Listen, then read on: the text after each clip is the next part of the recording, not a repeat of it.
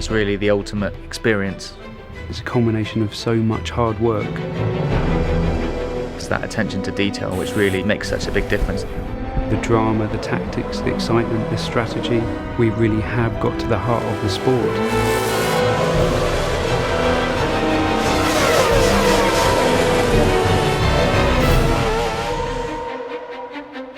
We've had 2 really successful games launched already now for Formula 1.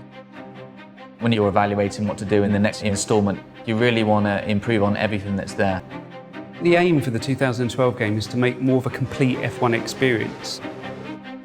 At the start of the game now, we've got the Young Drivers Test. It's a real test that exists in real life. It's set in Abu Dhabi in 2011, and you get a chance to drive either the Red Bull, the Ferrari or the McLaren.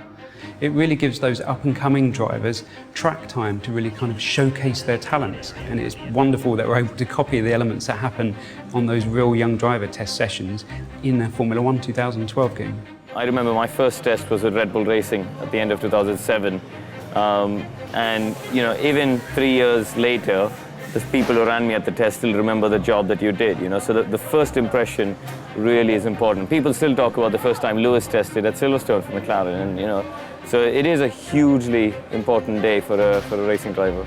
I think Codemasters have done a super job giving regular people a proper insight into what a Grand Prix car is like. The hot lap videos, you see these kind of things on TV all the time, and we're using Anthony Davidson, an ex-Formula 1 driver. And he's really just directing you on what makes a good lap. So he'll be pointing out the braking points, the things you should be watching out for. If it's a double apex, the sort of line you should be taking. This is kind of just giving you that fundamental information that you need in order to get to a new circuit, understand it very quickly and enjoy the most from it.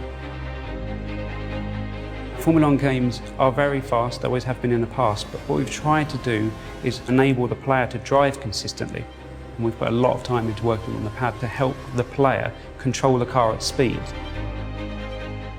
We're not all Fernando Alonso's of this world, we make mistakes. So rather than just hitting the pause menu and restarting the race, you've got the ability to be able to rewind time and just get to a point before the incident and just try it again.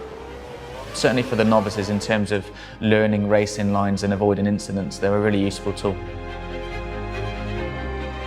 The thing that differentiates Formula 1 from all other motorsports is the strategy element. Being able to make the right call at the right time. You might not be the quickest driver, you might not have the quickest car, but you can balance the elements. You've got fuel mixtures you can dial up and dial down. You've got different pit stops. Do you stop twice? Do you try and run longer? It's a thinking man's racing game.